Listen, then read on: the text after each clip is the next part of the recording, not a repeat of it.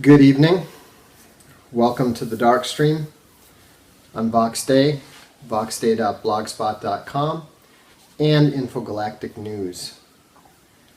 Sorry I'm a little late, and if I seem a little unusually low energy, it's because we just had our first practice, first soccer practice of the season, and it always hurts. Every year you get 1 year older, and every year you get just that much more sore. Welcome to the Minions. Who do I support in the footy leagues? Arsenal in England, and I'm a Milanista in Serie A.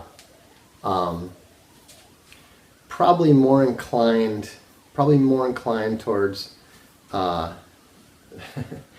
towards Barca than Real Madrid, but I don't really care. Pain is not weakness leaving the body when you're nearly 50.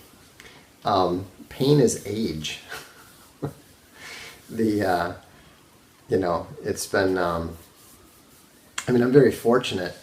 I think I'm the second oldest guy on the team by 2 months. And the interesting thing is that the two of us both spent 10 years not playing soccer at all, and I think that that's part of why we're able to play at a high level at our age, because our knees are okay. We've actually lost 2 captains in the past 3 years to knee injuries, and so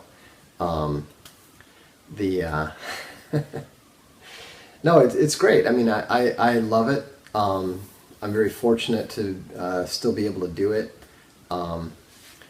The funny thing is, I actually occasionally, I very occasionally get invited to play for a fifth league team, not a veterans team, when they need an extra player. So the guys always, the team always finds it really amusing, because it's like, hey, the old guy's here. So, and then of course it's always funny to see the shocked look on their faces when they realize that the old guy can actually play. Yeah,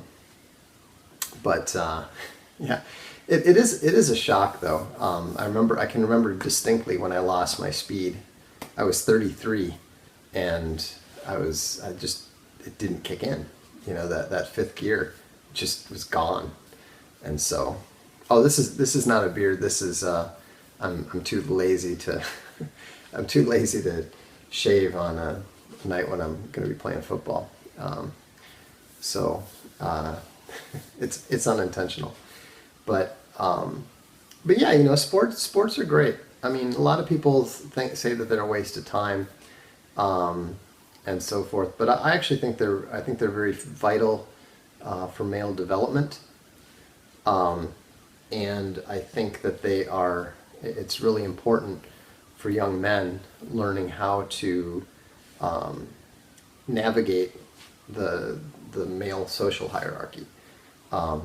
It's very obvious when you see a lot of the stuff going on with the SJWs and so forth.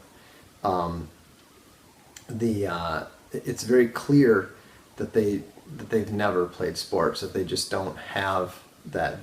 They don't have that ability to function as a member of a group, as a member of a team, and so forth. And so, as far as my comments on Based Stickman, I think that he's great. I think that he's doing what needs to be done, and I think there's going to be a lot more of it. Now, obviously, the early the early people are going to be punished.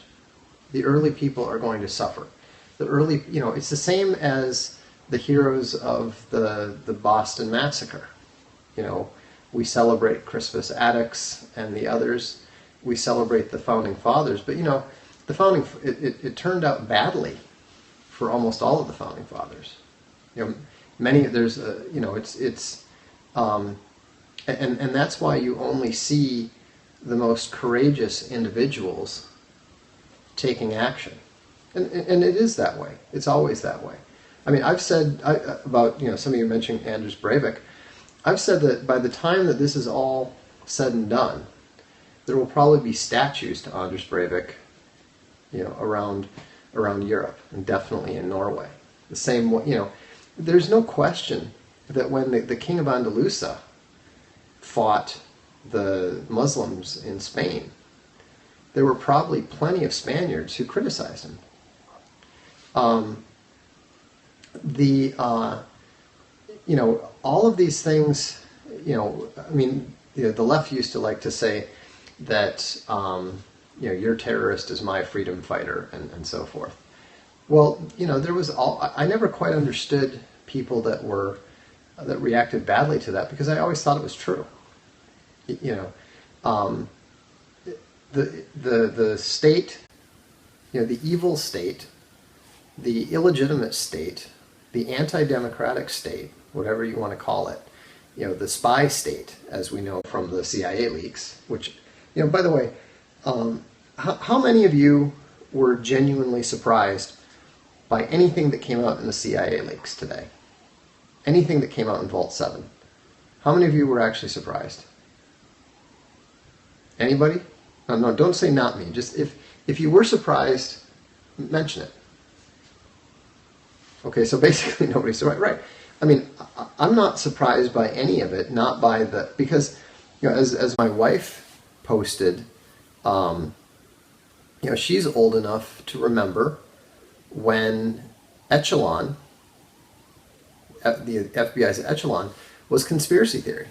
If you talked about the FBI spying on American emails, people said that you were a conspiracy theorist.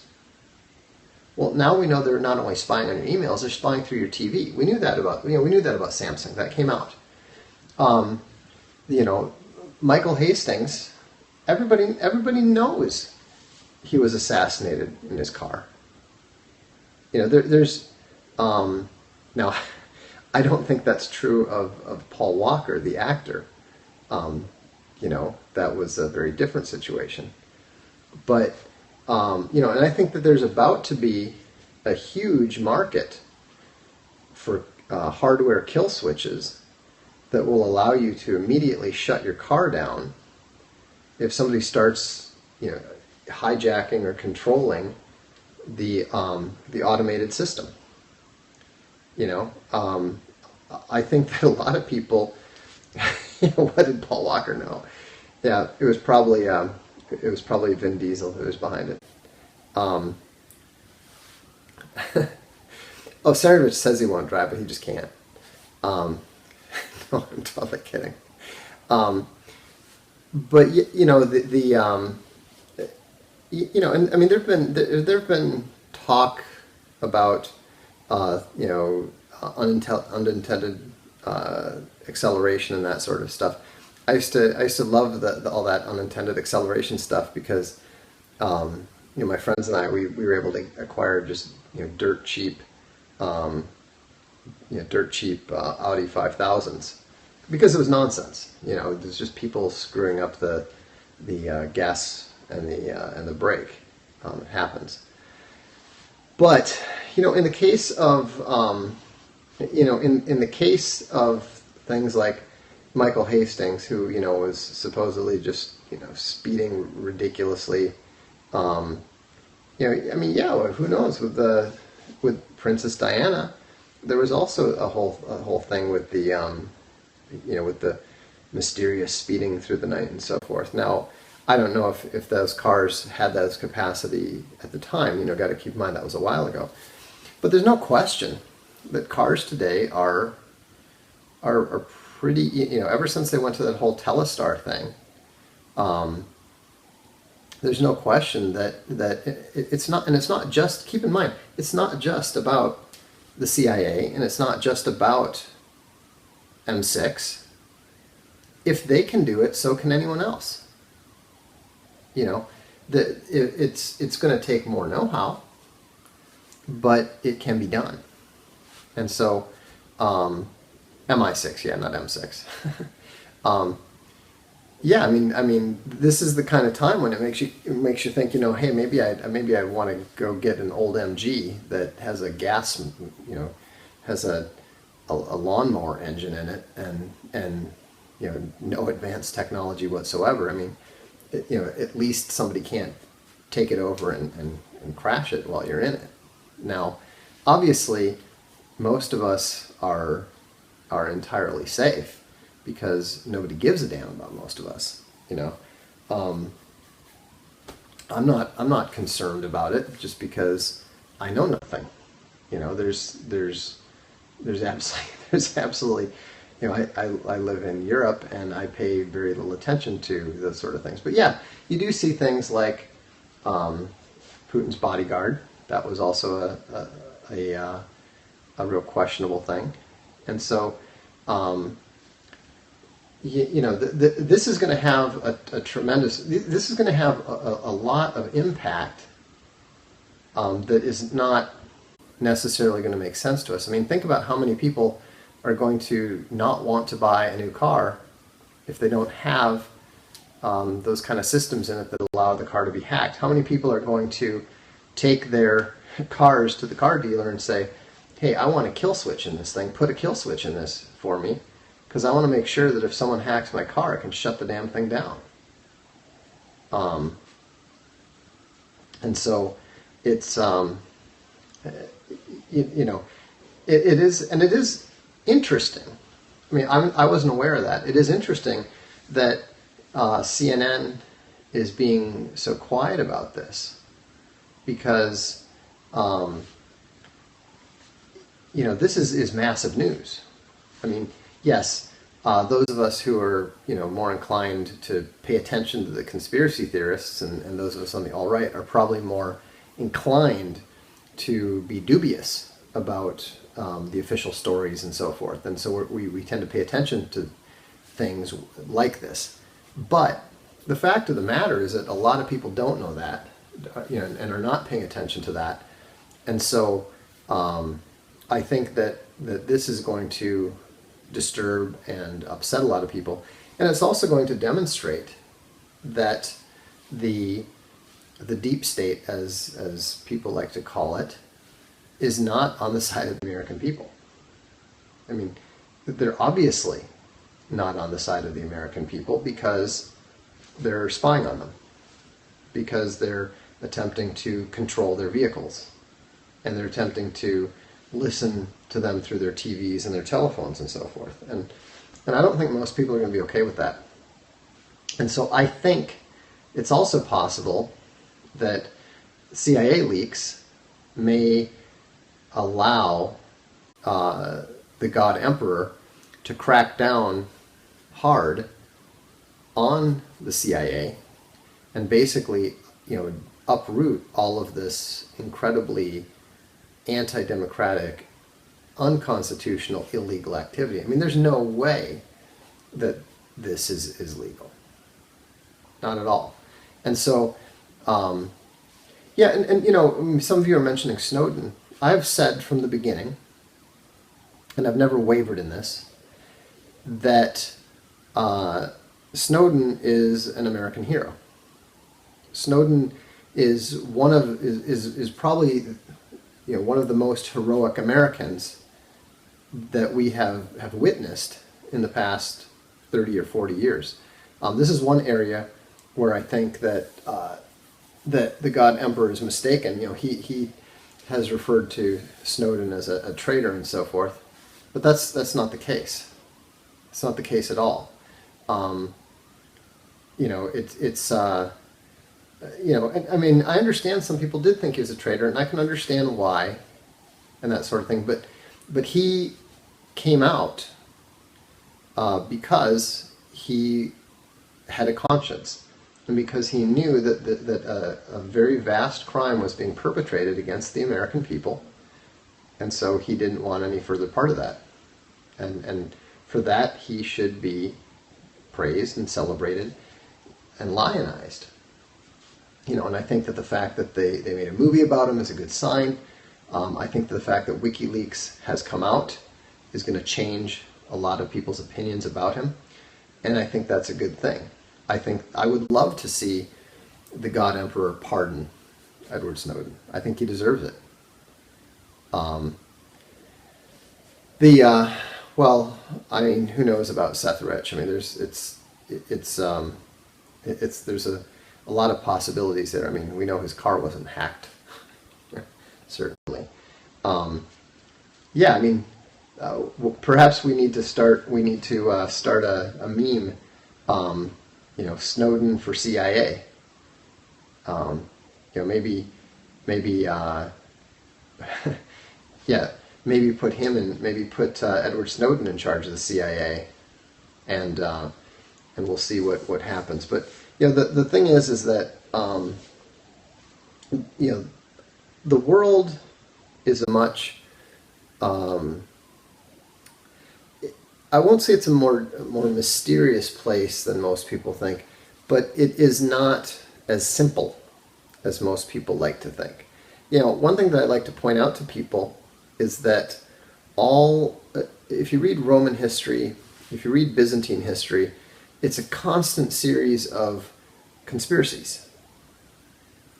Sometimes they're successful, more often they're not. But the one thing that's in common is that there are constantly these various conspiracies taking place, people playing for power. And it defies all knowledge of human nature to imagine that no longer happens. Now the game is different.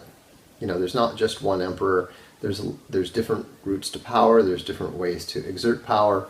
But you can be sure that the same type of people are engaged in collective efforts to gain more power for themselves. And that's what a conspiracy is. That's all a conspiracy is.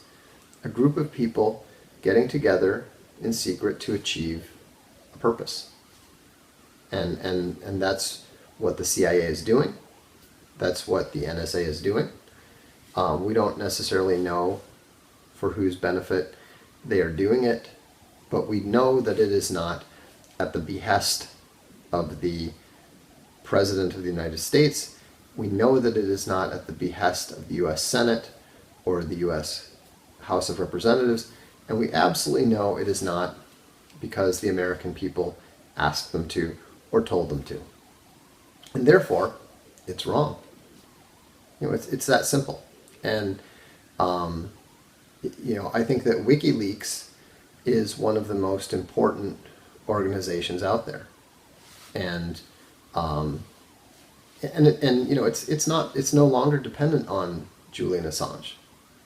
It's no longer none of these things are dependent upon one person, and so and that psalm is a good reminder. Why do the nations conspire and plot in vain? Because that's what humans do. We live in a fallen world. When is Sessions going to bare his teeth? I don't know. I don't know that he will. I hope that he will. He certainly seems to be considerably more mild-mannered than we expected. But the Trump administration has been pretty quiet the past 2 weeks. Yeah, I want to see the Grand Inquisitor in action too. The Trump administration has been pretty quiet because I think, to a certain extent, they're in shock. I think that they are absolutely thrown by both the revelations that they're uncovering, as well as the ferocity of the opposition that they're getting from the media and from the not at all loyal opposition. Did Trump know about the CIA leak when he tweeted about being tapped? I would expect so, but I don't know. And so, when did Bannon say Obama could go to jail? Is that recent? I'm not aware of that. But if Bannon says it, then Trump knows it. And okay, he didn't. Somebody says.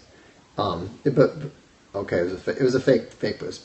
Yeah, okay, Bannon did not say that. So it didn't sound like it to me, to be honest. It didn't sound legitimate to me because Bannon is not the sort to make those sort of media type comments.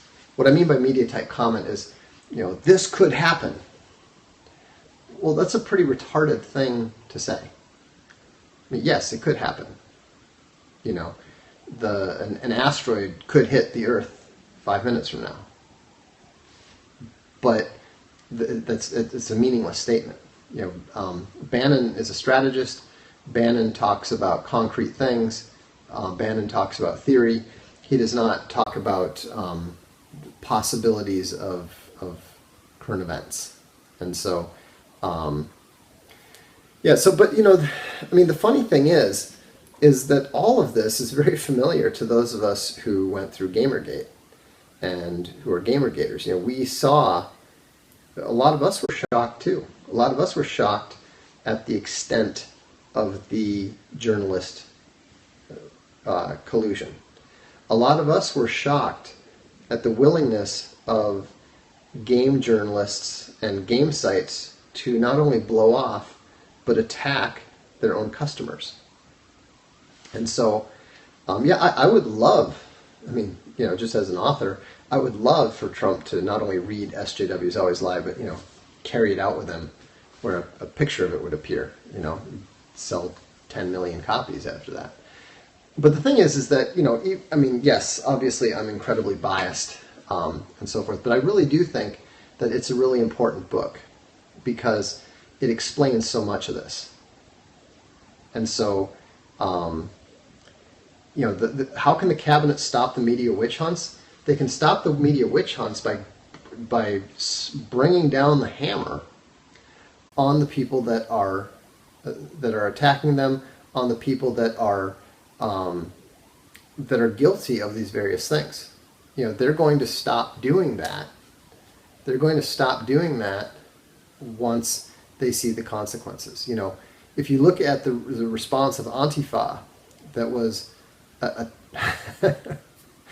Antifa that was arrested at the inauguration, they're shocked at the idea that they might actually see jail. They don't expect consequences. And so what the God Emperor and what Darth Bannon and what the Grand Inquisitor Sessions have to do is they have to start laying down the consequences. They have to start hammering the opposition. And they haven't done that yet. They're still trying to be reasonable. And so, a very powerful thing that Trump could do is pardon based stickman. That would send a very strong signal that, if people are going to attack peaceful people assembling and just, people speaking in public and so forth, then, and he made it clear that anyone who is defending people against Antifa are not going to face any consequences. And that what that would do is that would completely defang the people ordering the cops to stand down. See, right now the problem is that the left locals, it doesn't matter whether he's in the federal system or not. He can still pardon him, and that will send a very strong signal. And so you got to keep in mind that you've seen the TV shows. You're missing the point. If Trump pardons him against any federal charges, that sends a strong message to the state: don't fuck around with this, or we're coming after you. And so, politics is all about symbols. And so, based stickman has become a symbol. And he's a symbol of alt-right resistance to the thuggishness of the left. And there's going to be more people following his lead, and they're going to be following his lead in places where Antifa is not protected by the cops. You know, all the cops have to do. Yeah, I mean, Ivan Throne was amazing. But you know, Ivan is literally a ninja, and he's huge, and he's very well trained.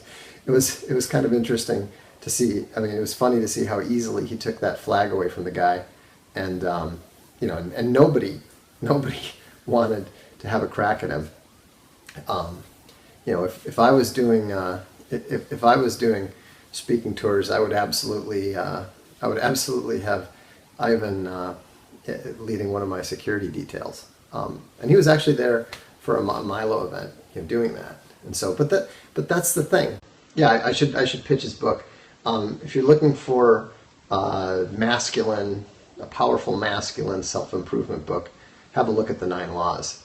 It literally has the most powerful introduction I've ever read in a nonfiction book. It's actually, let me see here.